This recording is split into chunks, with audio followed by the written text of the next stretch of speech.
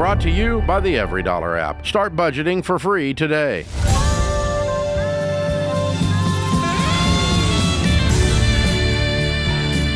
This is the Ramsey Show, where we help you win with your money, win in your work, and win with your relationships. The phone number is 888-825-5225, 888-825-5225. I'm Ken Coleman. George Kamel joins me, and we're here together for you. George will take the lead as our resident money expert today, and I'll be helping you on making more income. How do you make more income? Do you need to make a professional move? Do you need to start something? We'll take on those calls as well so that you can get through the baby steps faster and get to that piece in a great, great way. All right, let's do it, George. You ready to go? I'm you stoked. Warmed up? Stoked is the only word. Did you gargle? I did, actually. Okay. Thank you for asking. I mouthwash before the show, Trust as you know. me, I know. I walked in on it. It's a very awkward scene. I've got it out of my memory, and we're now ready to go. Larry is going to join us in Gulfport, Mississippi. Larry, how can we help today? Hey, I got a question for you, I reckon. I'm trying to determine when the stress from my job isn't worth the money I'm being paid to do it anymore. Well, only you get to determine that. We can certainly weigh in on it. My general answer would be, if you are going downhill emotionally, mentally, and physically, and it is really taking a toll on you. You can see it. It's a downward. We're going down. It's not a roller coaster like it's a good day. Maybe there's 2 good days and then there's a really bad day. I mean, it is just a nonstop. Everything is getting worse. I think that's the moment. However, unless you have the financial wherewithal to just walk from that, I'm the guy that's going to tell you to grit yourself through it and find something quickly. How is this affecting you right now? Well, mainly just, mentally, not really sleeping that well, stressed out all the time. What kind of work is it? I'm a diesel mechanic. And is it that you're just not able to get all the work done during the day, and so you're having to work longer hours? Yes. So Yep. what happens is you go home. When you finally get home, you My realize mind don't shut off. That's right, because of what all you got to do the next day. Correct? Yes, sir. All right. And so, do you work for yourself or do you work for someone else? I work for somebody else. All right. And if you were to walk today, what kind of a bind would they be in? A substantial one. Okay. And what's your relationship like with your boss? We get along really well. Okay. I think you got some leverage here. Have you had the conversation to say, hey, we've got to get another mechanic, or we are going to have to slow down the amount of work that you're relying on me to do, because it's really starting to affect me in a really bad way. I can't turn my brain off. I'm not sleeping at night. That's going to cause bigger issues, not just for you, the company, but me as well. Have you had that conversation? Yes, about 2 months ago. And? It lasted about 3 days. What happened in the 3 days? Well, it's not necessarily his fault. It's a pretty big company. And just when things go downhill, we have 5-10 projects going on at a time. Everything's got equipment or trucks running to it. And when 3 or 4 go down on different spots, it just, it's a lot. It's an all hands on deck. We got to get these trucks back out there working. Yes, sir. Okay. And does he have the ability to hire? If you were in charge, what would you say the fix is? What's the solution if you were given all power to fix it? I don't know. Sure you do. Well, you see, I'm the manager right this moment, and I've been hiring people, but work ethic from some people sort of puts me further behind than it should put me forward. Right. I know, but what I'm saying is I'm taking you somewhere. If you knew you could find the right talent with the right work ethic, what's the fix to this problem? I don't know. Sure you do. It's hiring more mechanics. Hiring more Larrys that are really good at what they do, who have the work ethic. Like if you could reproduce yourself times 2 or 3, would that get you to a place where no matter when a truck breaks down or how many, we can handle it? Yeah, absolutely. All right. The reason I'm walking you into this, Larry, is to give you some sense of hope, because as a manager, you're going to have to come to the table with a solution. You've already said your boss, it's not his fault. Well, it sort of is. It's somebody's fault. And it sounds like the simple solution is, if I found 3 more of me, then we could get there. And so I'm the type of guy that goes, I'm going to have to be the one that solves this. So if I like my job when it's not crazy, and I've got a good relationship with my boss, and I make good money, and I'm assuming you do, is that right? Yes, sir. And it's a real pain in the you-know-what to replace this job, is that true? Yes, sir. Yeah, man. So I'm getting solution focused before I decide to pull the ripcord and parachute out. So what I'm saying is I've coached a lot of leaders on this, that you've got to go find people that are wired like you. And you know where those people are. They may be in high schools, they may be in tech schools, community colleges. Where there's a will, there's a way. And you got to find people who like fixing the problems, because left to your own devices, if you're not stressed out, you enjoy doing the mechanic work. True or false? True. So go find those people. They don't ever want to wear a white collar shirt the rest of their life. The idea of put on a tie makes them break out in hives. Larry, am I talking to you? Yes, sir. Go find Larrys. Go find them. They're out there.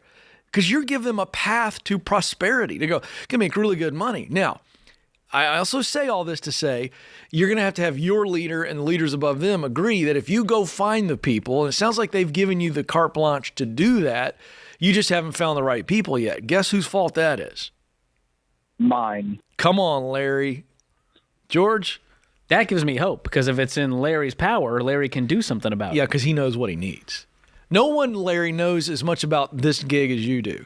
And so you got to go find young people who you can train and who say, you know what, I want to work hard. And we get the right amount of people in there, then we're not stressed out. So I say all that to say I'm trying to encourage you, because if you walk from this, then know that you are saying, all right, I don't think that I could solve this anymore, and I'm not sure that you're at that place. So all that to say, I'm trying to help you win in this role. If you decide that it's too much, then go replace your income before you walk. Because the stress of not having the income is way worse than the stress of having too much work. You agree with that, George? Yeah. Are you in good financial standing, Larry? I'm okay. What are you making? About 120 a year. Where's it going? Well, I'm just bad at financing, but I'm working on that. Well, that's one step. If you want that kind of freedom and margin and options, we got to start taking control of this amazing income you have. And that might be paying off debt. Let's get the emergency fund in place, start investing for the future. And in the meantime, on the work side, you got your work cut out for you from Ken over here. Yep. We got to go hire some good folks. But it's doable, Larry, but you got to go find them. I'm talking to shop teachers. I'm talking to community colleges, tech schools, and mechanic schools. You go find these people and ask the questions that you know you're supposed to ask to figure out if somebody's actually got some work ethic. This is actually a very solvable problem. Get after it. All right, don't move. George is going to gargle some more during the break. I will watch him, and then we'll be back to take more of your calls. This is The Ramsey Show.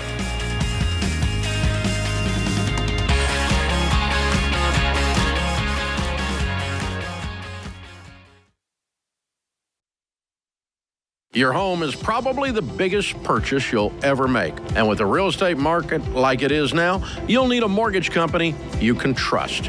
That's Churchill Mortgage. You guys, buying a home is not a button push. It's a process. It takes building a relationship with an expert who will dig into the details and give you peace of mind without busting your budget. Churchill is one of the highest rated lenders in the country. And they're Ramsey trusted because they do what's right for you. Go to ChurchillMortgage.com to get started.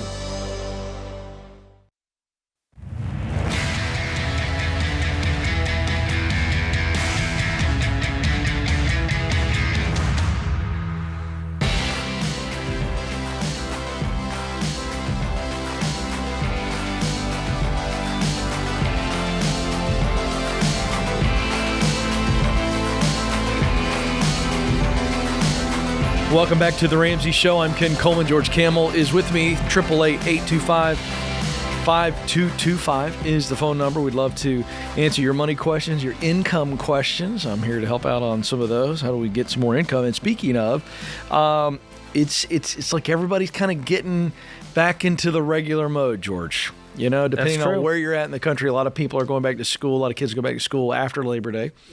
Certainly in the Southeast, a lot of kids have been in school now for a bit. And, it's time to kind of get out of summer mode and let's get serious. All of our sort of lackadaisical spending is now like, gosh, we got to face this head on. That's right. So we have got a great opportunity for those of you who want to tighten things up.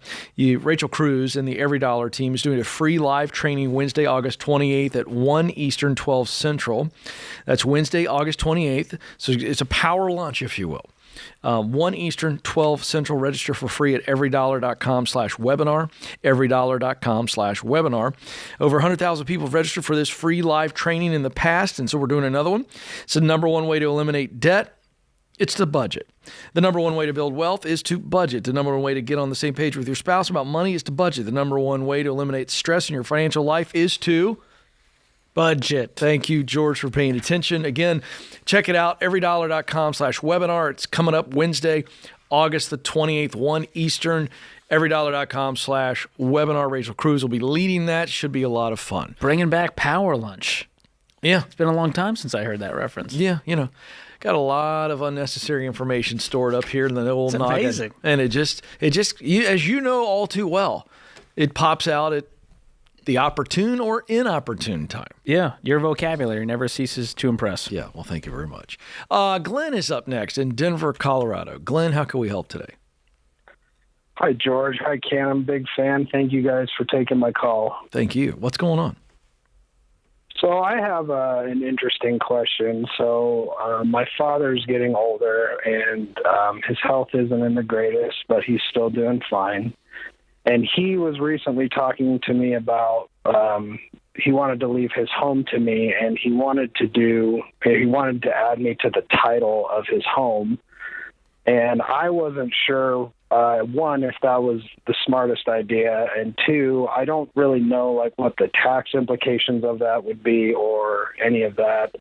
It's a property I would never plan to sell, but I still don't want to, hurt myself in the process. How old's your father? He is 64. Okay. Still got a lot of life left in him. And how old are you? I am 30. I'll be 32 this year. Okay. And what's the sort of urgency to get you on the deed of this house? His health has just not been great. He's had a lot of stints in and out of the hospital as of recent. So he's a little bit unsure of just kind of where his health is going to end up in the near future, if I had to guess, maybe 10 years or so. So why not just have the house passed to you when he passes? Well, and that was something that I was trying to figure out. I don't know. I think he had talked to somebody about it, and they had told him that this would be an easier process than that. Well, the problem you'll run into, and you probably heard of these terms, is cost basis. And so if your father gifts you the house during his lifetime while he's alive, you would inherit his cost basis, which is the original purchase price plus the improvements he's made. And so if you later sell, you'd be facing some big capital gains tax on that, on the appreciation since the purchase. So the way to avoid that would be you inherit the house after his death, and you'd get a step up in basis. So now if you sell, well, you'd get it at the current value at the time he passed instead of the original purchase price. Okay. So as far as taxes go, that's the better way to do it, the smarter way. Okay, and then to add on to that, would it be smarter to go through a will or through a trust? A simple will do the job, unless he has substantial assets and there's, some strategy he's working with to pass these on a different way through a living trust. A simple will do the trick. Okay. And if you want more, I would get in touch with a good estate attorney on this to look at your father's situation, the totality of his estate, all of his assets. Does he have a lot of wealth? Not necessarily. The majority of his wealth is in his home. Okay. Yeah, in that case, I think a simple will would do the trick. Again, I would still talk to an estate attorney and get their take. A trust it can be a great tool, but they are much more expensive. Okay. And so depending on the involvement, going through probate with a will, it's not as crazy as everyone makes it out to be. It's not as expensive as everyone makes it out to be and as long. It can be a pretty simple process. But make sure that his wishes are made very clear. Okay. So does he have a will today? He does currently. I don't know exactly what's on it because I haven't seen it, but he does have one. Do you have siblings? I do. Okay. That's where things get messy. Is dad passes and they go, whoa, you're going to get the house? And so that's where I think it's wise for him to have a conversation with the family and go, here's what's going to happen. When I pass, here's what's going to happen. And I think with his health issues, this is not too early to have this conversation. Okay. So you've got some homework there to make sure the will's in place, make sure the whole family's clear on what it is, and get with an estate attorney to talk through the implications of this house being transferred. But I would not do it while he's alive. Yeah. Good advice. That could get not fun to sticky. think about. It's not. But I agree with your advice 100%. It's just so much easier, and getting it done through the will. Then all the feelings can be feelings, but everything is going by the book. And I think that's great advice. Let's go to Josh now in Spokane, Washington. Josh, how can we help today? Hi, good afternoon.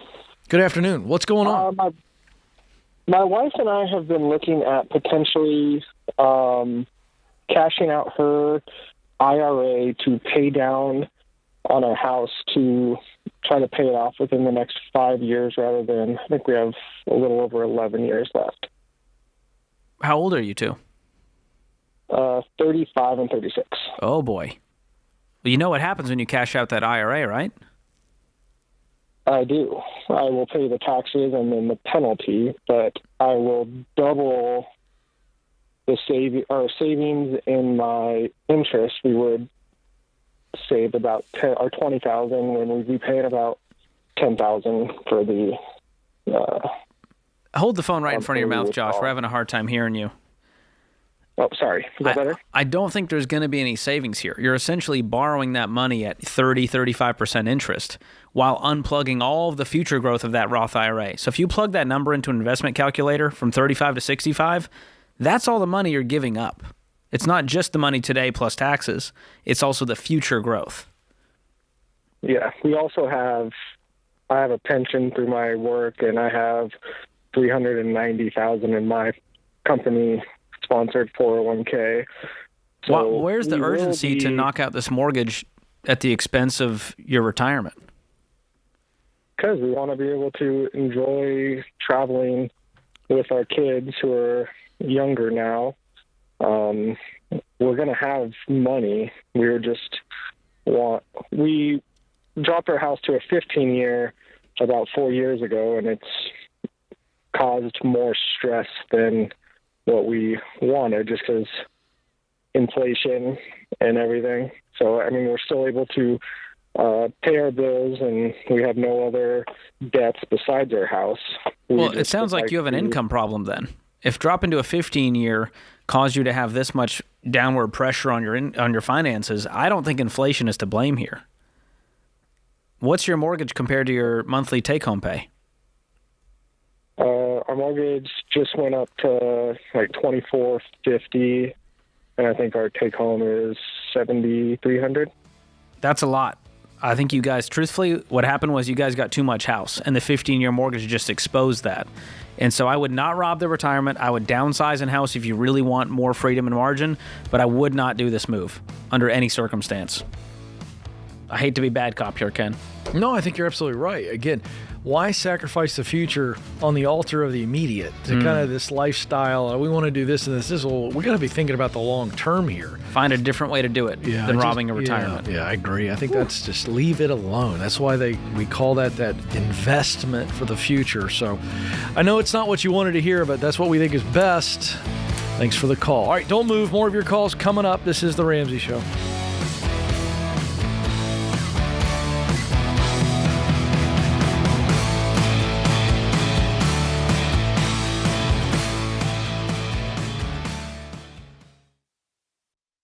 Hey guys, here's a quick math refresher. There are only 24 hours in a day. So you and your team need to streamline time-consuming tasks to focus on the activities that actually make money. Smart businesses are realizing that to reduce headaches as they scale, they need NetSuite by Oracle. NetSuite is the #1 cloud financial system, bringing accounting, financial management, inventory, and HR into one platform. With NetSuite, you reduce IT costs because NetSuite is cloud-based. You cut the cost of maintaining multiple systems because you've got one source of truth. And you improve efficiency by bringing all your major business processes into one platform, slashing manual tasks and errors. So join the 37,000 plus companies, including Ramsey Solutions, that have done the math and are boosting their efficiency with NetSuite. And right now, download NetSuite's popular KPI checklist designed to drive the right behaviors for your business absolutely free at netsuite.com/Ramsey.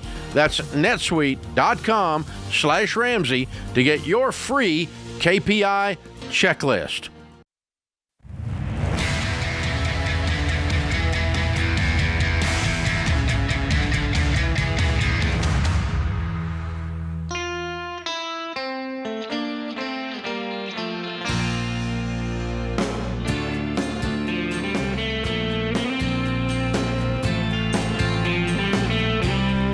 Welcome back to the Ramsey Show, where we help you win with your money, win with your work, and win with your relationships. I'm Ken Coleman. George Kamel joins me. The phone number for you to jump in is 888-825-5225, 888-825-5225. All right, so here we go, George. We're about ready to hit Labor Day. And, you get on the other side of Labor Day, traditionally it's on a presidential election year. That's when everybody kind of in the political business feels like things are heating up. Now everybody starts to pay attention, right? And so we've been covering some economic issues that are central to the campaign. And we're just saying, we're not telling you how to vote. We never will. We're not telling you how we're voting either. By the way, some of these people, they assume things. Nobody knows. That's true. Nobody knows. Nobody knows. Keep a little mystique. Yeah, what's nobody's business? But it's not, it's nobody's business. That's not what we're here to do. We're here to talk about how some of this policy could affect your pocketbook. Yes. We're not interested in the policy.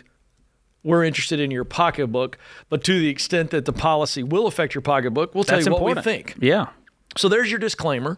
So here we go. Let's talk about a new, it's not new, but not new at all. It's been floating around for a few years, but recently it's popped back up. What is that issue? I've been getting all these DMs, Ken. Everyone's freaking out. They're going, oh my gosh, have you seen this? Kamala Harris is proposing a 44% unrealized capital gains tax. You need to talk about this. So I looked into it and went, okay. What'd you find?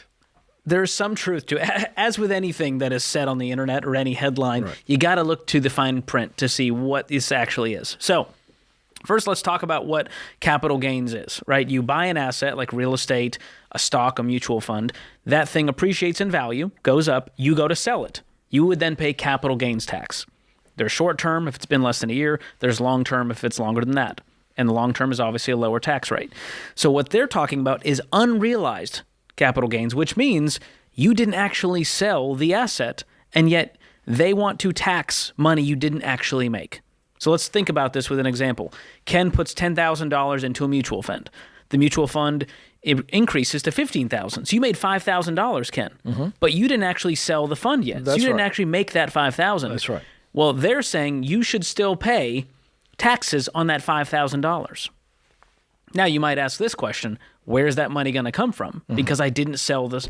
Well, you're going to have to find the money elsewhere, Ken, because we want our pound of flesh. They being proponents of this policy. Yes. So this is not a Kamala policy. This is from the Biden administration. That's correct. Kamala has come out and said, hey, we are backing the Biden tax proposals that were set up. Yeah.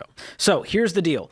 Does this affect you? Well, it may not directly affect you because they're saying this is really the billionaire income tax is what they're calling it. It's for households that have an income of more than, or at least assets that are worth more than $100 million. Mm-hmm. So this affects, Dave Ramsey, if you're listening, this affects you probably no one else listening right now this affects. Now, Ken, there are indirect effects that I think we should talk about. So let's talk about what happens when we add these extra taxes. And right now they're saying there'd be a minimum 20% tax. So it's not 44%. They are proposing that should be the highest marginal tax rate. It's 44%, which is higher than it is now. Right.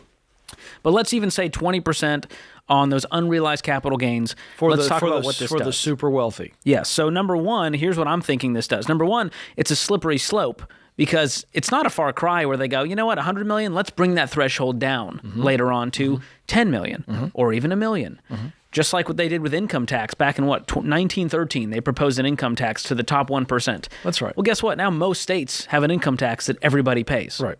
So that's the slippery slope argument. Except for the great state of Tennessee. That's right. That's why people are moving to Tennessee and away from other states. That's right. So one thing that could happen, Ken, is wealthy investors, they're going to need to sell other assets to pay the tax bill because they didn't actually make the money, which could lead to more frequent trades and big swings in the stock market. So more volatility. They also could be reduced confidence and reduced excitement to even invest in the first place. If you know you're going to get dinged heavily, why would you do it? Why would you go in on investing? So that could also slow down the growth of the economy. That's right. Which I want you to talk about here. Sure. Well, this is a reverse trickle-down economics. So a little history lesson here. In the 80s, Reagan was criticized by the other side that his economic plan was called trickle-down economics, and it was criticized for this because, but this is a reverse of this in that because the economic policy of Reagan was to create tax breaks for the wealthy because they reinvest the money, they spend money, thus creating jobs, and everybody wins. This is by the way, a philosophical disagreement. I can tell you right now, people that are listening to this, either live or later, are going to hammer me on Instagram for what I just said. But this isn't my opinion. You can disagree with that philosophy, but there are two philosophies. There just are. There are two philosophies right now in the major party system. And so what we believe, or I won't say we, I'm not going to speak for you, George. What I believe on this is that ultimately this is not the best way to raise government revenue. And can I tell you how much they're talking about raising here? Yeah, it's a pittance. $500 billion over 10 years. And what's our national debt at right now? Over $35 trillion. $35 trillion, folks. So again, folks, we're talking about real numbers. You can get mad at us all you want. You can get so mad at me, I don't care. I literally do not care. I won't even read it. I'm going to sleep like a baby tonight. Okay? Don't even care. These are facts and figures. Okay? That amount of money will do nothing with the government spending problem. George, if the federal government called in on the line and you took the call and they said, we got $35 trillion in debt, George, what's the first thing you're going to tell them to do? Cut the spending? Cut spending. You're not, it's a both and, but taxing the super wealthy seems very popular. But by the way, it is. It's very popular with a certain amount of voters. Well, it's popular also because they're shaking the fist at wealth inequality. Right, but saying here's it's not the challenge fair that they have all this money. What they don't understand is you might as well just move somewhere else, because a capitalistic society thrives when the wealthy reinvest the money they make. That's just how it works. And so this is again a very popular policy designed to energize the base. I think it's bad policy. It ends up affecting the economy in negative ways. And when you see wealthy people who create jobs by investing their money and they pull back out of the economy, it affects every one of us. It will trickle down, bringing this back full circle. It is a reverse trickle down. It will trickle down in the form of pain, not prosperity. Because when wealthy people and investors pull back to protect their money, everybody else loses. They don't lose. And so it creates this adversarial situation where the government's going, we got to get more money from those rich people, instead of going, wait. Why don't we actually look at our problems? And that's what you would do.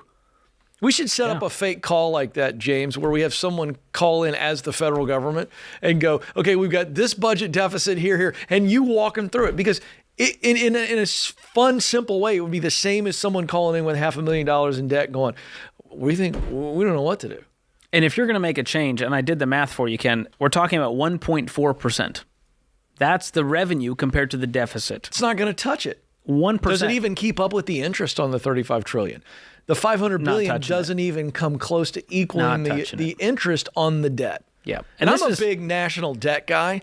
By the way, I think that is a unifying issue that the American people ought to go, you know, what if one election we just all said, forget all the social issues that we all scream at each other about, and we forget about party lines, and we just went, let's fix the national debt so that our kids and grandchildren may have a shot at an economy that works. What if we all just voted on that and we said, all right, in the debate in September, the candidates have to tell us how they're going to get rid of the national debt, and best plan wins. Now that's a fun debate. I'd actually watch that. Because it would have to be around facts Yeah. and figures and an actual plan, not insults and accusations. I'm so sick of it right now. Well, the good news, Ken, is this whole tax proposal, blood pressures. It could be unconstitutional, which means it will never pass in Congress. For the record, let me piss off a lot of people now. I think the capital gains tax is unconstitutional. I would love to debate someone on that. Fire your comments away at Instagram and Twitter. I won't even look at them. But I think it's unconstitutional. Capital gains tax. Income tax, constitutional. Capital gains tax, as it's laid out, not constitutional. We've already paid the taxes. It's time for another throw some tea into the harbor. I'm with you. This is The Ramsey Show.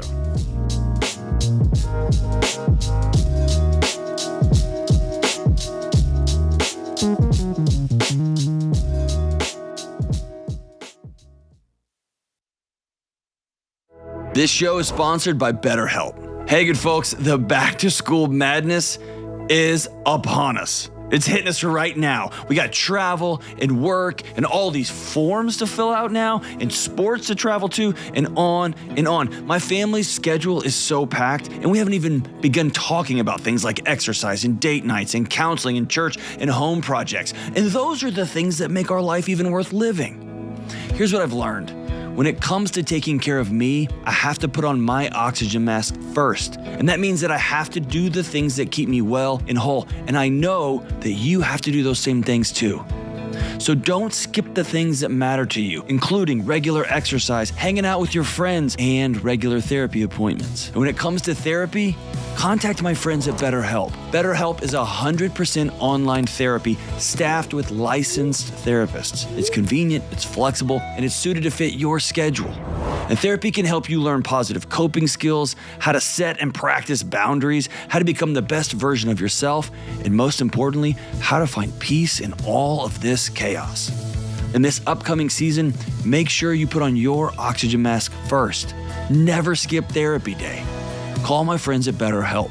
Visit BetterHelp.com/Ramsey Radio today to get 10% off your first month. That's BetterHelp, HELP.com/Ramsey Radio.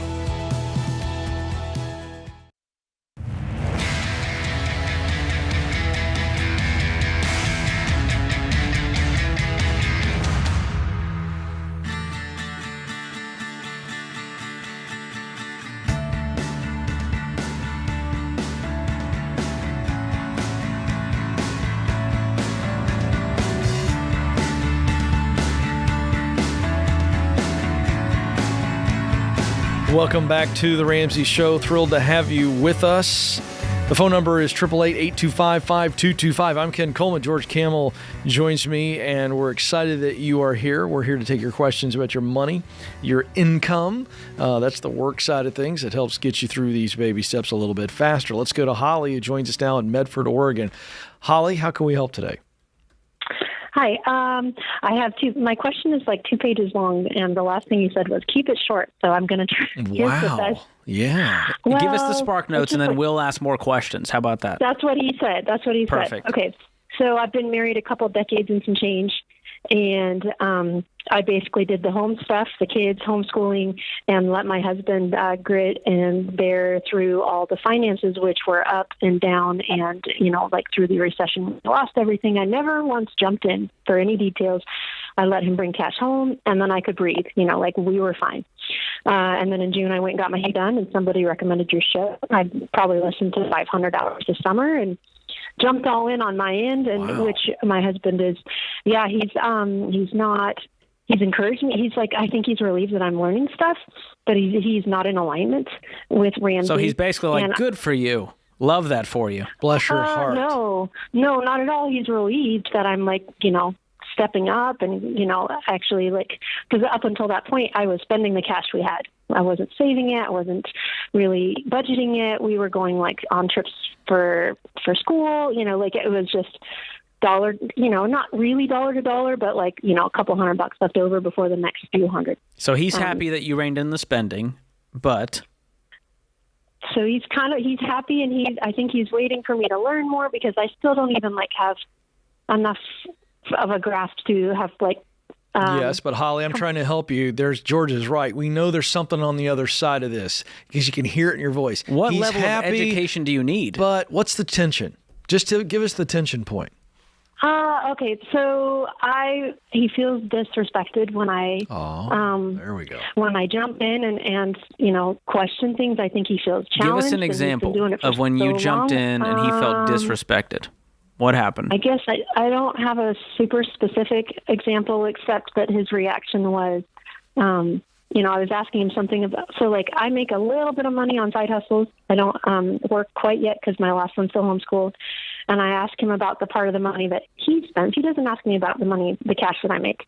And I, inquiring in that, he's like, you know what, I'm good, and you got your stuff figured out, and, I've got my stuff taken care of. And I think he felt, he just kind of felt after this long, and I've, this has been my blood, sweat, and tears. Let me dive in. Kind of a thing. Let me jump in real quick. Okay. This is just classic male-female stuff, and you're just asking questions. The way you said it, I understand why he's acting that way. And I'm not saying anything wrong, but you're basically saying, I'm asking questions about how he's spending his money. No, bad idea. The way to get involved in this is to say, hey, do you do a budget for us? Does he do a budget? Well, I know he doesn't. Mm-mm. Right. So my point is, I guess that's not true. He doesn't write down, but he has actually went to school and almost got his accounting degree. He does actually know what he's doing. Do you guys have combined bank accounts? Oh, yeah. Okay. So how do you know what's going on in the finances?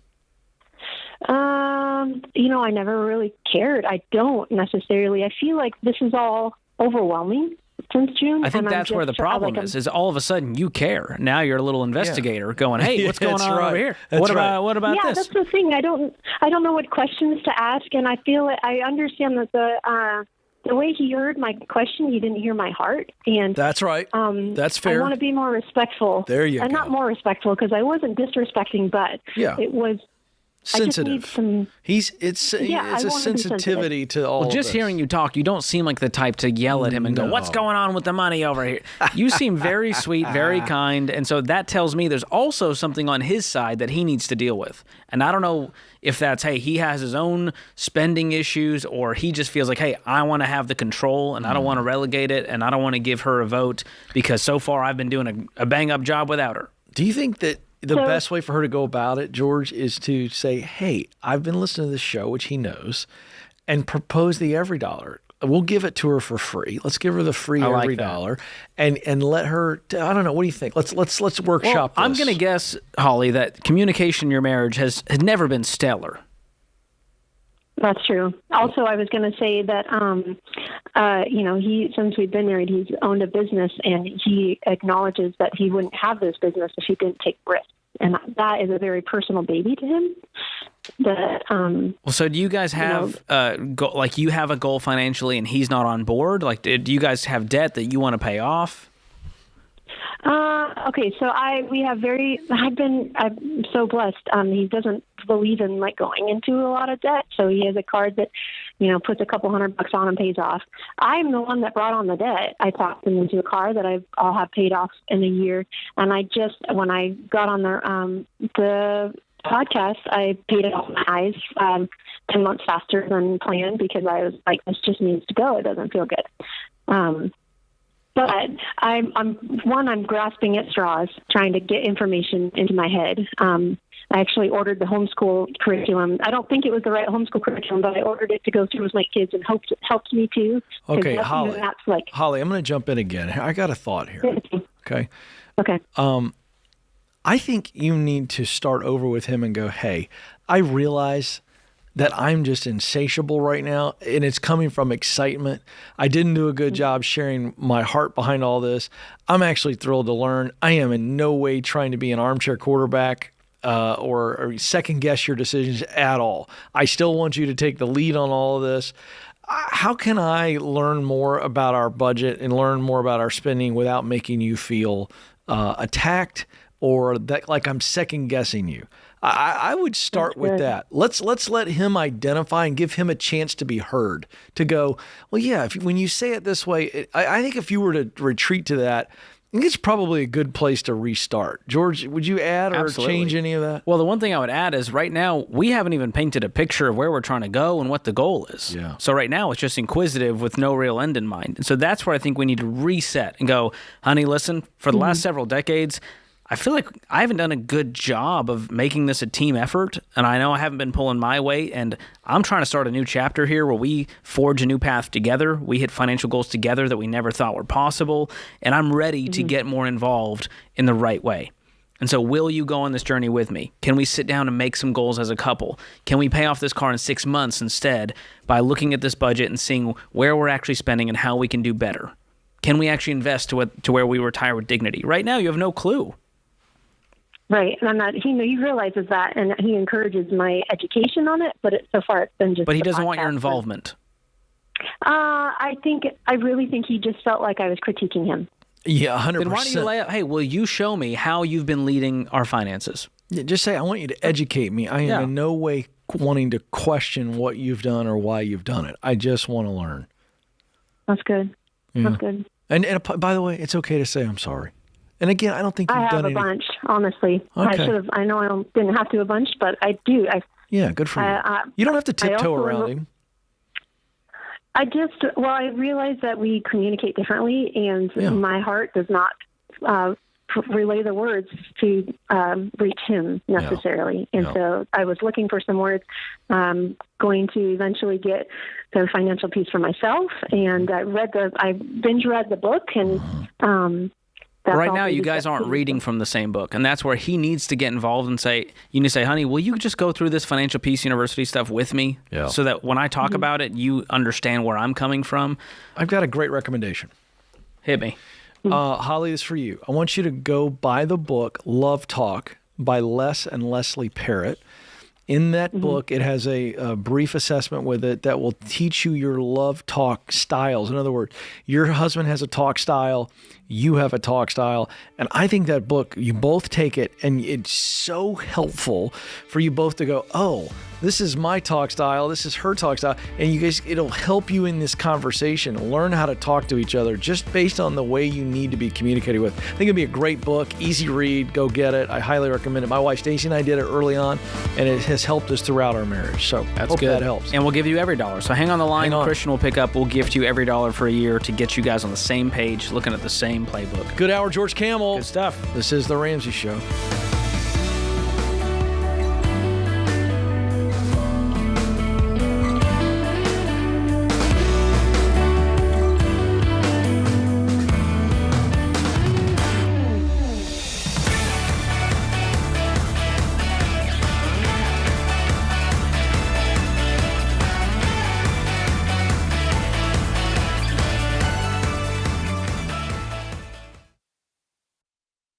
Before we get to the next caller, I got some good news for you. Even when this portion of today's show runs out of time, there's still plenty more for you to tune into.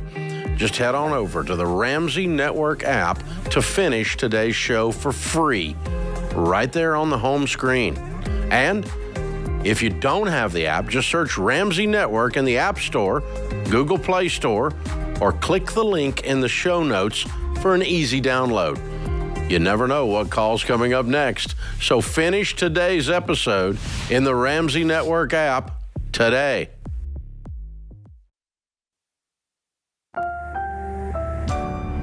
Brought to you by the EveryDollar app. Start budgeting for free today.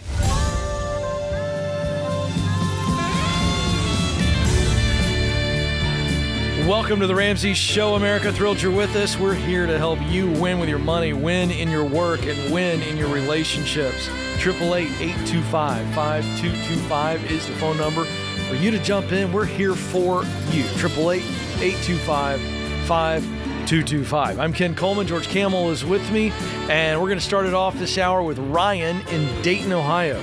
Ryan, how can we help? Hi, how you guys doing today? We're doing well. What's going on with you? Oh, not too much. So I am 22 years old. I just recently found out that my girlfriend is pregnant, so we are going to be getting married. Okay. She is expecting in April. The tricky part here is both of us just signed leases for apartments. Mine is up in May. Hers is up in June. Fortunately, I don't have any debt. She has about $4,000 in credit card debt, and I would assume somewhere around $10,000 in student loan debt. What I'm trying to figure out is what is the best way for us to get a home together, roughly When's the around wedding? the time. Well, we're planning on in just a couple weeks, just having us two go get married and then have like a ceremony sometime later down the line. How soon? Give us as close as a date as possible on when you both sign these leases. On when we signed them originally? Yeah, I thought you started the call by saying we just signed leases. Yep. So mine would have been somewhere around June 10th. Okay. Hers would have been July 20th. Okay. So about a month or two ago. Yeah. Mhm. I was So just now you're gathering saying that, we need to get out of one of these leases? What was that? You're saying you need to get out of one or both of these leases? Well, either get out of one or both of the leases and find a place together, or find a way that I can pay for a place while we're both in the end of our leases and then move directly into there when they're both up. I don't understand the urgency to buy a house right now. Yeah. You got a lot going on. We got debt to clean up. We're about to get married. There's no need to buy a house. Why not just rent somewhere and you two live there? Mm-hmm. Why the house? I guess to me in my head it just sounded like the better alternative, having a home that we can call ours rather than renting somewhere. All right, let's talk the numbers Neither- here. Let's show you, because I think emotionally that just makes sense to you. Well, I got a baby on the way. I'm getting married. I'm a need family home. man now. Time to get a home. Yeah, so let's run the numbers. I'm gonna dig into these here. So what is your income and what is her income?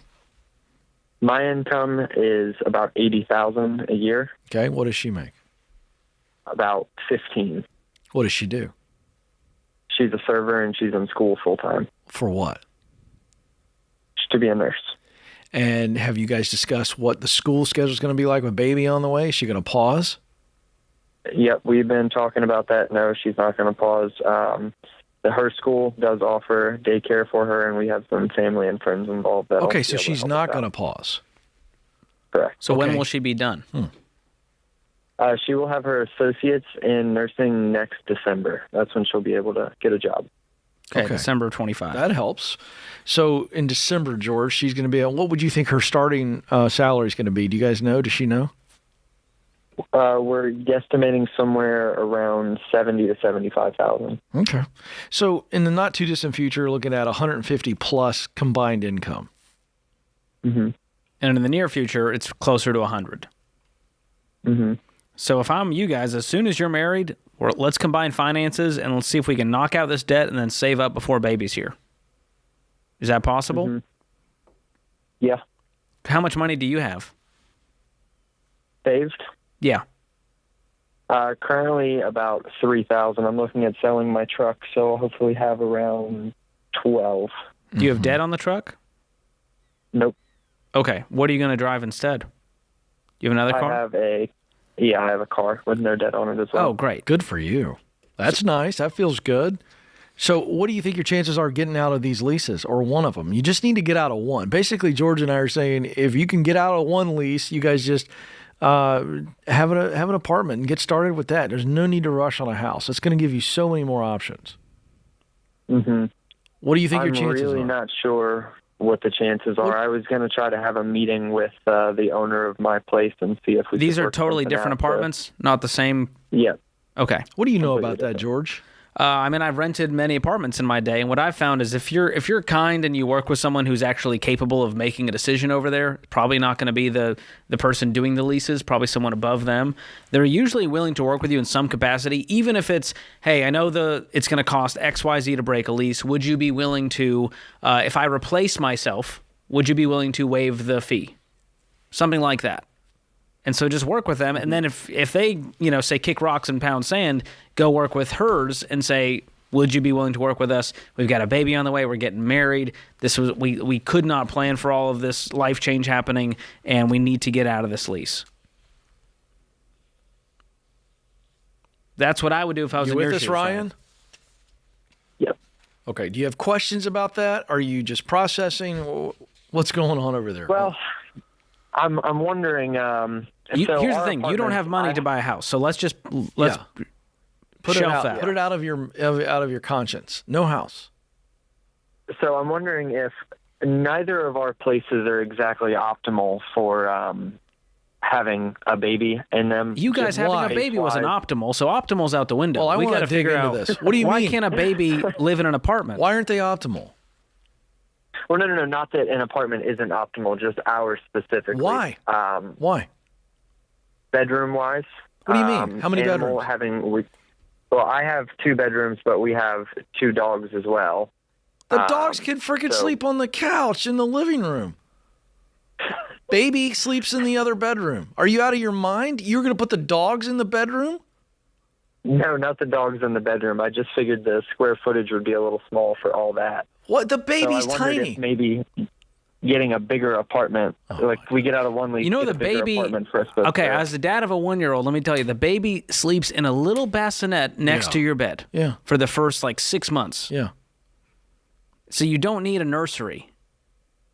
Mm-hmm. Ryan, we're not trying to be unkind. I'm sorry. I'm 50 and I've been through all this. Ken's a curmudgeon. I have no patience for this kind of thinking. It's not you, it's me. But here's the deal, Ryan. You don't need something bigger. You just need a basic apartment. It's a little teeny tiny baby. You could live in that apartment for 2 or 3 years, even with the dogs. We're trying to save you money. And maybe down the line, you talk to the apartment and say, hey, is there a 2-bedroom available that's in our budget? And can we upgrade to that with no fees? So this is where we get creative, but the conclusion is not, well, we got to go buy a house even though we're broke. That's not the solution. We got to make sure we have money stacked so that baby and mom are home safe. Then we can push play on the baby steps, knock out the rest of the debt, get the emergency fund. And I think you can do all that. Making $100,000 with very little debt, let's knock it out and get some savings ready. Can I tell you why I'm so ornery about this? Tell me. My mom and dad told me recently that when I was born, we lived in a 1-bedroom, 900 square foot apartment. That's right. Over a pharmacy. And look at Ken. Exactly. You're an uphill both ways kind of guy. I like that about you. Just say it. Oh my gosh. This is the Ramsey Show.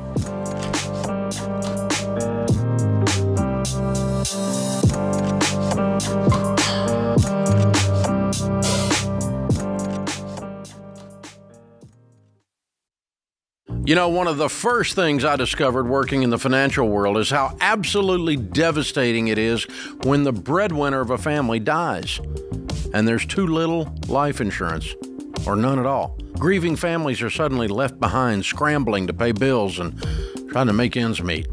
I also discovered that there are a lot of rip-offs in the life insurance world, like that whole life crap posing as an investment opportunity. What you need is level term life insurance, usually 10 to 12 times your income, which is the smartest, most affordable way to protect your family. The key is finding an independent broker who represents a ton of companies and works for you, not for the insurance company. This is exactly what my friend Jeff Zander and his team at Zander Insurance are all about. They shop the term life companies to find you the best options, and they've been around for over 95 years.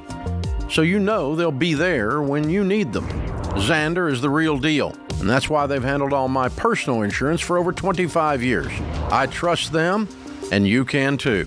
Visit Zander.com for instant online quotes, or for a more personal touch, give them a call at 800-356-4282.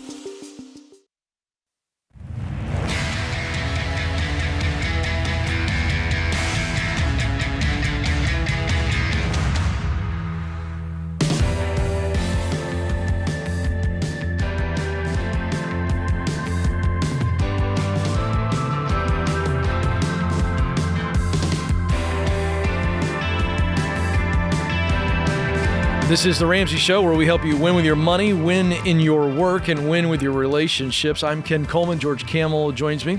The phone number is 888-825-5225. The Ramsey Show question of the day is brought to you by Y Refi. If you're in default with private student loans, you need to contact Y Refi. Now, obviously, we don't encourage letting your loans get into default. We teach responsibility, but these amounts have some of you struggling, and this is a way forward. Y Refi was created for people in your situation, so go to yrefy.com/Ramsey. That's yrefy.com/Ramsey. May not be available in all states. Today's question comes from Rachel in Iowa. I'm a newly single mom after 15 years of marriage to a cheating alcoholic. Is it worth going $25,000 into debt to get a master's in accounting in order to have a career? For the last 10 years, I've worked small jobs only for extra cash, so I never had a career. I'm in my early 40s and my kids are both under 12.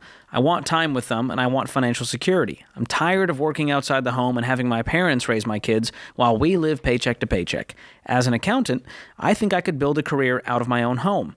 Is this worth pursuing? I'm going to say not now. Down the road, maybe. This is one where going back and forth with someone on the phone, George, would be helpful to kind of see, all right, give us the projected income. Where do you think this is going? She knows her industry better than I do. But at this point, if what she's looking for, and there's a heavy dose of, I'm tired of working outside the home, I want my kids around, I think in today's world, she could really build a nice bookkeeping business. And a bookkeeping business with her accounting skills is just one idea to where she could start it on the side, keep her day job, get her bookkeeping business going. And if she can get it to the point where the bookkeeping business is paying her what she's making in her day job, then and only then does she move over, and then she can work from home. She can work from anywhere doing bookkeeping for small businesses, small, medium-sized businesses, some specialty, boutique accounting needs. If she's got some kind of niche ideas and ways she can help, that would be the direction I would recommend to her based on what she has submitted in this question. Absolutely. And so she doesn't need the master's in accounting to provide that service. And the other piece of this, is it worth going $25,000 into debt to do it? Absolutely No. not. Don't do that. And only do it when you can cash flow it. And that might mean taking Ken's advice and putting money aside every single month. And that might mean, hey, $2,000 a month for 12 months, I'll be able to cash flow it. Or $1,000 a month for 2 years, now I'm able to cash flow it. And so we need to get the income up in the meantime, but don't shortcut it right now. Yeah, I absolutely agree with that. All right. Do my eyes deceive me, George? Or is Chris calling in from Brisbane? Or is Brisbane? Australia? We'll see That's how right. you're supposed We're to going say international. it. Chris, Aussie. How you going? Good. How are you? Did I say that right? Is it Brisbane or Brisbane? Brisbane, I think. About an hour out of Brisbane, so hour into the west away from the coast of Brisbane, yeah. All right. I love this already. Very good. I love it. I could hear you read children's stories to me. It would be fantastic. How can we help you? Hey, I was just wondering if you got any advice for me. I'm self-employed. I'm very driven by goals and dreams, and I've tackled my first goal, and I'm struggling on my second one. What was your first goal? And my first goal, so I'm in business. My first goal was to make $1,000 a day as turnover of the company, and then to make $1,000 a profit, and then $1,000 a wage per day. I hit all them targets. That goal was set in 2011. Fantastic. Whoa. You've been at this a long time. Sitting here I've been sitting here dormant, not really knowing what to do, and I've set a new goal here a month ago to hit $1 million as $1 million paid to me for the year. Okay. What did you? I'm struggling. I'm struggling to keep a dream alive here. Okay, tell me. What do you mean by I'm struggling? Yeah. My problem is, Ken, is like I've got an electrical business, so I'm a tradesman, a contractor, and I need about $482,000 a year now from that. I play with farms, with property, or ranches, or whatever you'd call it, and I've got money there, but I can't touch any money. Like I'm making about $497 a year in property going up, so I keep developing them. But I just got no money. Like we're all making all this money, but I've got no money. Where is it going? How would you even spend that much? We've got a lot of debt. So I've currently got $1 million in debt in property. And I've got, off my head, around about $400,000 in debt in machinery. I've just started with your baby steps, and I plan to be there debt free in 6.6 years as the current steps here. But yeah, I'm wondering, do I need to change my dream there, or do I just go get a job and make my life a little less stressful? You're doing great on the income side. You're making good money. You just made some decisions along the way that eventually caught up to you. All right, let me jump in really fast here. George will walk you through the debt thing, but I want to jump in a little bit on this equipment thing. So the equipment is what you use for your electrician business.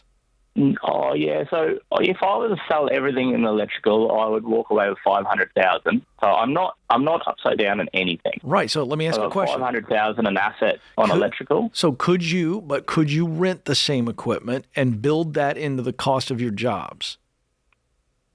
Not really. Why? No. We finance, so our cars that we're running, our cars are financed there, and we're right down like. Most of these electrical, I'll be in baby step 2, like is in machinery. I'm 18 months off being debt free, and then it's tackling property after that. Okay, I'm not sure you answered my question. Sorry, yeah, it's okay. So this equipment that you have, which you're into debt for, and you could sell it. So my biggest, if I could just quickly run you past there, like I've got a few, so you call it pickups.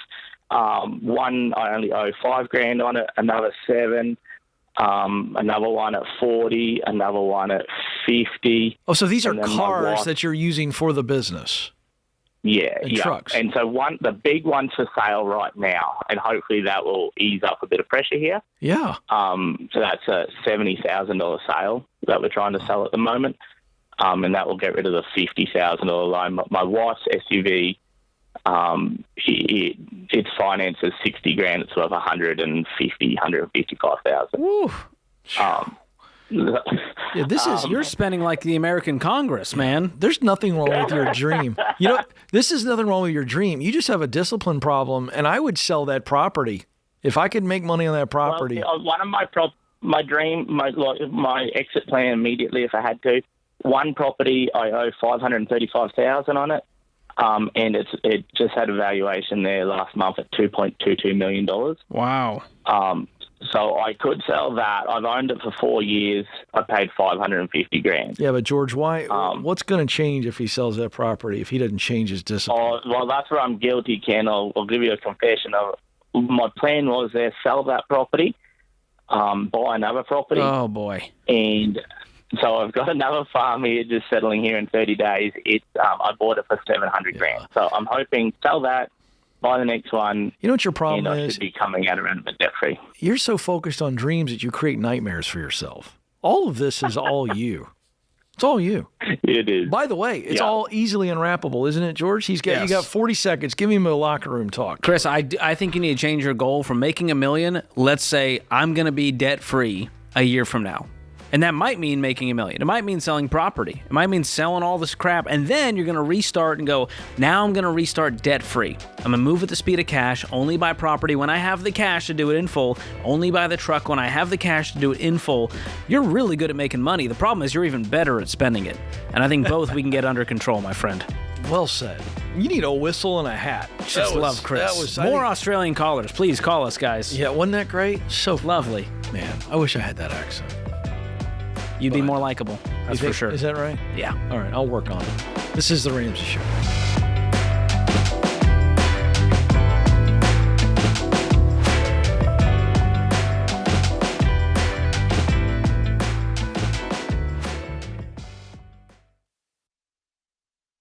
Hey guys, it's Rachel Cruz here to tell you about a faith-based alternative to health insurance that can make healthcare more affordable. Christian Healthcare Ministries. CHM allows members to share each other's healthcare costs, and it's as easy as 1, 2, 3. Step 1, choose the healthcare provider you want. Step 2, submit your eligible bills.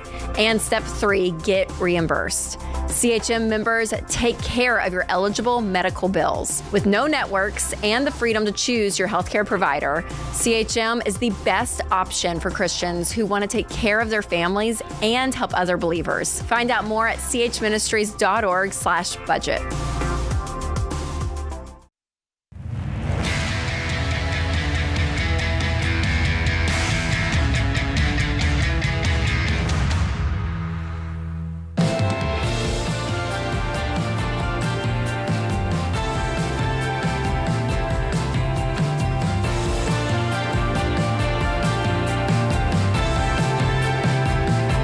Welcome back to the Ramsey Show. I'm Ken Coleman. George Kamel is alongside, and we are here for you. 888-825-5225. I want to help you win with your money, win in your work, and win with your relationships. I'll bet you didn't know something, George. I'll bet you didn't know what I'm about to tell you. Hit me. Do you know who billionaire Howard Hughes is? Are you not old enough? I don't know all the billionaires. Okay. Howard Hughes, one of the most eccentric billionaires of all time. Interestingly enough, Leonardo DiCaprio played him. Maybe one of the best acting jobs that Leo has ever done. But he was known as one of the richest men in the world. And when he died in April of 1976, would you believe, George, that he died without a will? I cannot imagine a billionaire. One of the richest men in the world dies without a will. Now, here's what happened. Yikes. Over 600 people came forward claiming to have an interest in the fortune. In the end, a judge decided the $2.5 billion fortune would be split between 22 of Hughes' legal cousins. What I wouldn't give to be one of Hughes' cousins. Yeah, and this happened in 1983, so it drug out that long. Here's the point, because I know you're wondering, where in the world are you going with this, Ken? Don't be Howard Hughes. Don't let the government decide. Don't let a judge decide where your inheritance goes when you can leave it to the people and do it with order. We want to challenge you to create your will in the month of August. It takes less than 5 minutes. You can find out online, find out how to do the will online at RamseySolutions.com/wills quiz. Okay. And an online will could work for you. You may need something more complex. That's why we want you to just take this quick little quiz, RamseySolutions.com/wills quiz. And if in fact you can simply do it online, you can click the link in the description. If you're listening on YouTube or podcast, if you do find that the online will fit your situation, you can get 25% off when you use the promo code WILLMONTH, one word, WILLMONTH, at checkout during the month of August. So there you go. Get it done. Get it done. And for most people, an online will it worked for me. It'll do the job. That's exactly where I got it done. All right, let's go to Detroit, Michigan, where Anna awaits. Anna, how can we help? Hello. Hi. Hi, how are you guys? We're having a blast. What's going on with you? So I just have a question about savings. Can you save too much? And I guess what should we do with some of the extra money that my husband and I make? So we have it like an 18-month emergency fund, which I know is probably overkill. Do you know something we don't? Is the apocalypse nigh? Mm-hmm. Yeah. Just tell us. No, I just think we're, I don't know, afraid to spend money a little bit. At least definitely I am. And then, we also we save for retirement. We have no debt. And then we have like another like $65,000 that's not the emergency fund. And that just keeps accumulating money every month. I guess I'm not sure like what we should do. We have kind of some dreams of maybe finishing our basement. Or I would put the money to work. But I think savings is a great spot for your emergency fund, but anything above and beyond that, either invest it in the market so that you're beating inflation, or put it to your next goal, your next project, something that excites you, spend a little bit. There's only a few things you can do with money. Spend it, save it, or give it. And I think right now you're really good at saving it, and you're not great at spending it, and I assume you're probably not great at giving it. Yeah, that could use some work too. And so that's where the budget. Family and friends out, but. Do you guys do a budget right now? Yeah, we do. We do the every dollar budget every month. What's driving this fear? I don't really know. I mean, we kind of, both my husband and I grew up, more so my husband, we grew up with no money, like no presents on Christmas and things like that. So I don't know if it That's it. somehow That would comes do it. from there, A scarcity and being mindset. afraid. That He's would never do it. actually faced that. And it's just, I'm a stay-at-home mom. I left my job to be a mom. So I think that's also a fear of mine, is that, we only have one income. Have you two, But- since you've been married, ever done anything mind-numbingly stupid with money? No. Have you gotten anywhere within about a mile of mind-numbingly stupid? No. What do you No. think the chances are that you and your husband are going to do something mind-numbingly stupid with money? 0. Okay. Maybe we should start to act like it. What What's- was that? Start acting like it. Start acting like you're not a moron with money, because you're not, and you're never going to do anything moronic at all. So what I was trying to do is have a little bit of fun to help you see how your fear is irrational. That if you're going to spend some, it's not going to spin you out of control. Right. So And I guess, how much do you know? I mean, besides the emergency fund, and then you talked about investing. I think having 6 months in the beyond that. emergency fund is great. Anything above and beyond that, I don't think you need, unless you have an immediate goal. Let's say a 1-year goal ahead of you, where you want to renovate the basement. Let's set aside $50,000 for that, and let's get it done. Let's get some bids. Let's jump on it. Otherwise, if it's a 3 or 4 or 5+ year goal, I would be investing that in the market, either in retirement or in a non-retirement account. Okay. But Anna, you're familiar with our Yeah. baby steps, aren't you? Yep. Okay, so Yep. what do we tell you? 3 to 6 months in baby step 3. Then baby step 4, which, by the way, you're well beyond that. George just laid that out. Baby step 4 is what? 15%. 15%. It's been so long, yeah. It's okay. How much are you investing right now as a household? What's the percentage?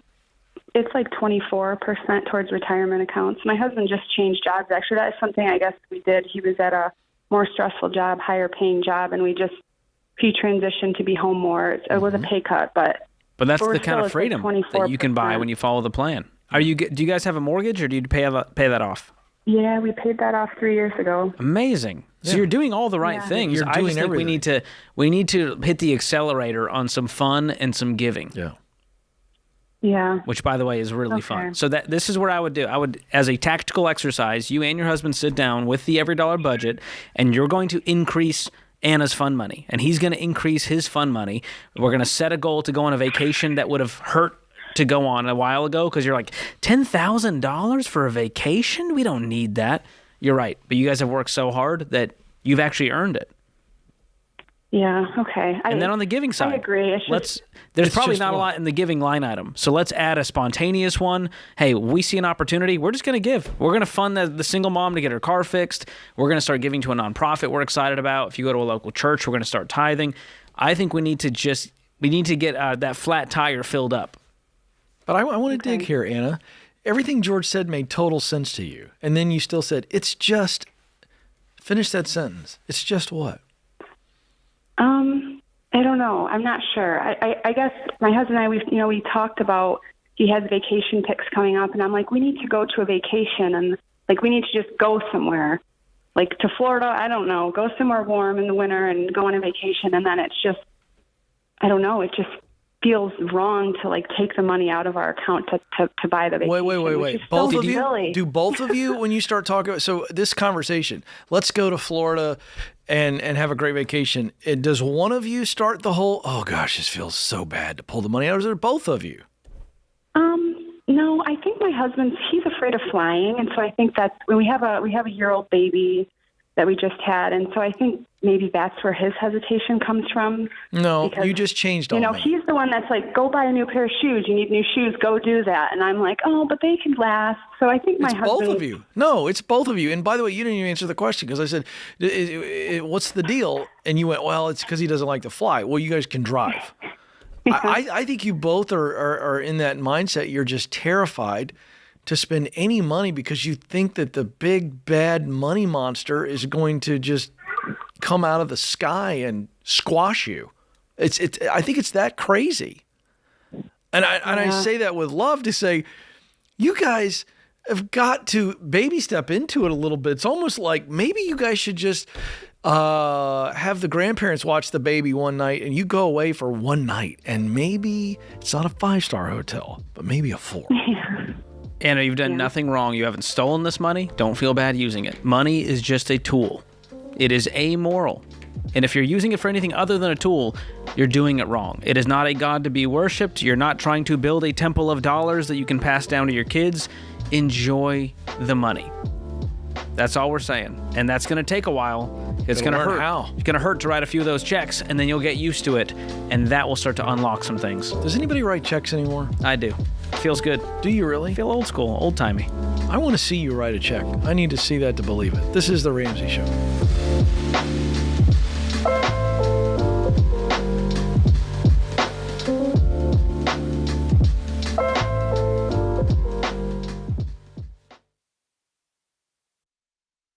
You've been gazelle intense, you've eaten more beans and rice than you knew existed, and now you're ready to make your biggest investment better. Blinds.com is a great way to dress up a room or your entire home. Whether you're comfortable with do-it-yourself projects or you don't even know what a Phillips head screwdriver is, well, trust Blinds.com to take care of you like Ramsey would. You can do the measuring and installation yourself, or you can let Blinds.com's professionals handle everything for you. Blinds.com offers a completely hassle-free experience.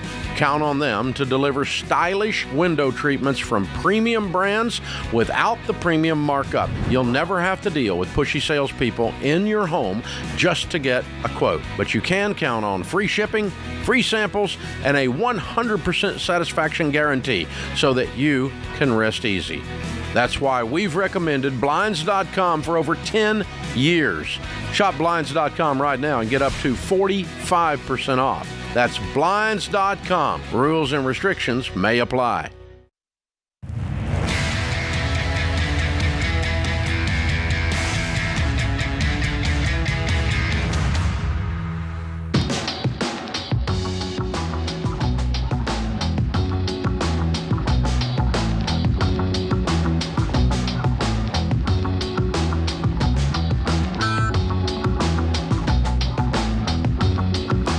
Welcome back to The Ramsey Show. I'm Ken Coleman. George Kamel joins me. We're so excited that you are with us.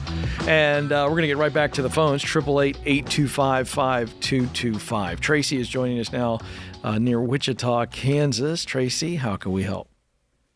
Yeah, I was just curious if you recommend financing my business for growth potential. Probably. What do you Yes, think we're going to say? I would say no. Yeah, tell us about the business. It's a personal training business. I've been in it for 14 years. I'm debt-free, and I've applied everything that you guys have spoken of, and I've applied that to my personal business. Great. But if I continue at my rate, I cannot save enough at my current savings rate in order to do what I wanted to do in business. Which is what? Until it's time to retire. I get into sports science and provide a broader service to the community. And so the financing would be for what? Building and equipment? The financing to start with would be a market analysis to identify the growth potential and to identify the plan to go forward. How much? If that happens, that'd be $10,000. I would never in a million years finance $10,000 to grow any business, because if you can't scrape that together, you shouldn't even be thinking about it. Well, I can scrape it together, but I don't know if I should take that leap. Then you probably shouldn't be considering doing this thing, because it's like, if I'm not willing to put my money into the $10,000 study, I probably shouldn't borrow someone else's money to do it. There's your ultimate litmus test. I mean, that's the smell test right there. Okay. If it's too risky to use your own money, it's way too risky to use someone else's. That's the Spark Notes. George, way to come in and clean up I just lay out a tweet to help him out. Thank you very much. So, Tracy, is there another way to do this? Is there a cheaper way? Yeah, well, my concern is, once again, I get the marketing plan analysis done, and it's going to come back and say, you're going to need $50,000 more dollars. And I'm confused why you need this analysis. I wanted to make sure that it's going to work before I jump into the... But what can't you do that they can't? That they can? whoever they is that you're going to give this money to? Yeah, it'd be a marketing group, and it's the Who's selling this to you? How'd you hear about this? It just feels fishy to me. There's a marketing group, and he came and he talked with us, and he says if you don't do anything else, he recommends doing the marketing plan. Of course he does. Here's the deal. There's nothing out there that they're going to tell you that you couldn't find through a YouTube, through a one-on-one coach, a mentor in business that you could even pay an hourly fee to. Yep. But I think, truthfully, you can figure this out on your own and try out the marketing on your own and see what works for your specific business without dropping 10 grand. I'm going to add to what George said, Tracy. If I'm you, I would start finding out who's doing what you want to do. And if you give me the old, well, nobody's doing it exactly that way, I'll go, okay, then go find some people who are doing something similar. And you know what I would do with the 10 grand? I'd spend a fraction of that. I'd go find somebody, and I'm making this up, but let's say somebody's doing something similar to what you want to do. You know what I'd do? I'd say, hey, what's a day of your time worth? What's it worth? And if they say $1,500, go, I'm going to give you $1,500, and I'm going to fly to you. And if you don't have a boardroom, I'm going to find a local hotel that's got one, and we're going to get in that room for 8 hours, and I'm going to learn everything I can learn from you. To me, that's what George is talking about, and to me, that's the kind of knowledge. I don't want some marketing group who's never spent a second actually operating the business that you want to operate. Tell me anything about the market analysis. They don't know what they're doing. Right. Can I give you a $10,000 crash course that you could get for $20 today, Tracy? What's that? 2 books. Number 1 is Steal Like an Artist from Austin Kleon. Like what Ken was saying, go look at what other people are doing and make it your own. The other book is Marketing Made Simple from Donald Miller. Those 2 books alone should get you very far. If you go apply it, try it, you're going to have a little failure on the way. But if you do it with cash and you're testing it all out, you're not going to fall flat on your face. Okay. But even then, and those are great books, but even then, those books are only helpful to the sense that you understand what it is you're trying to pull off.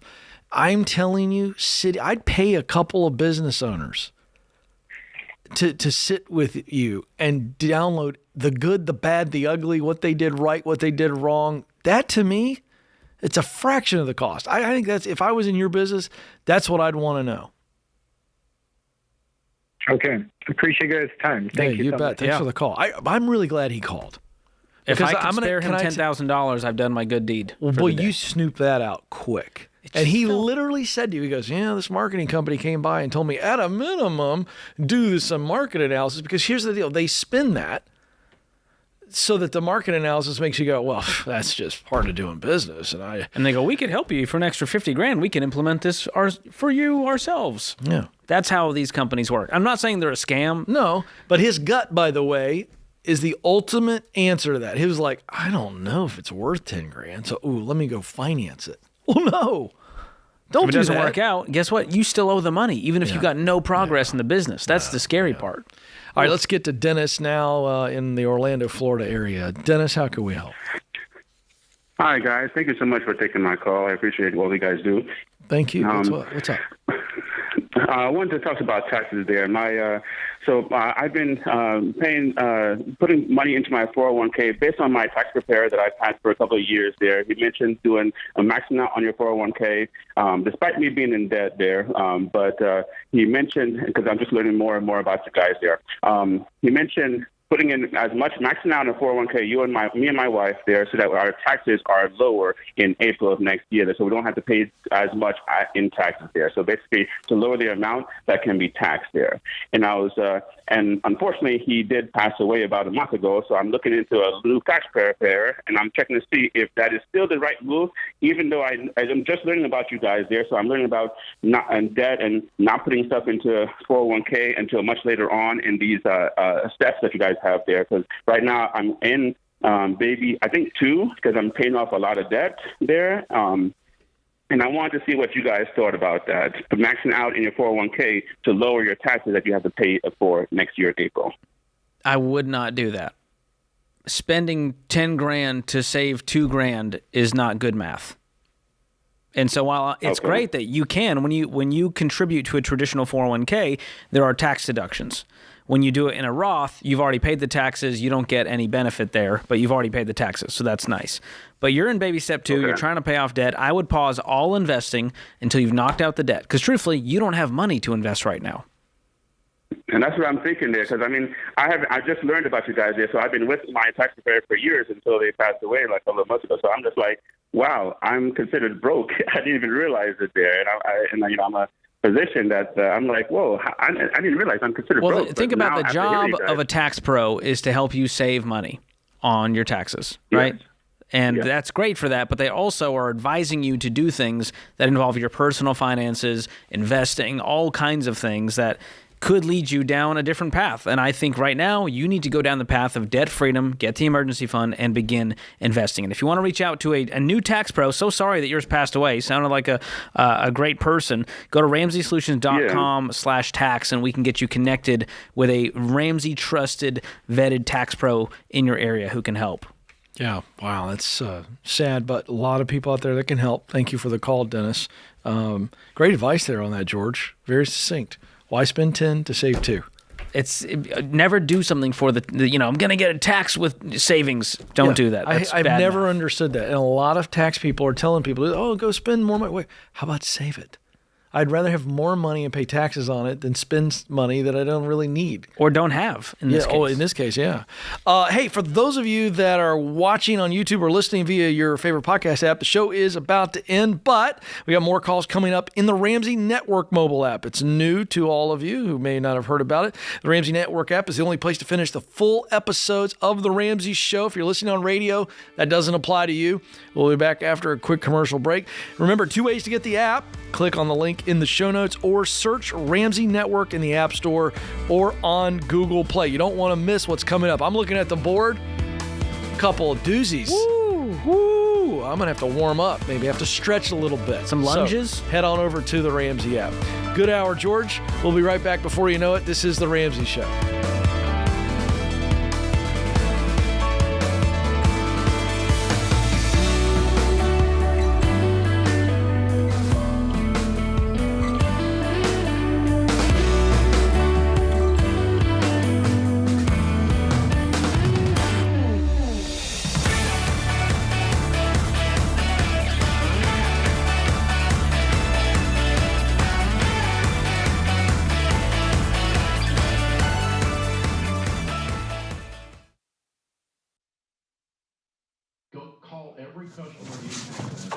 Hey, what are you still doing here?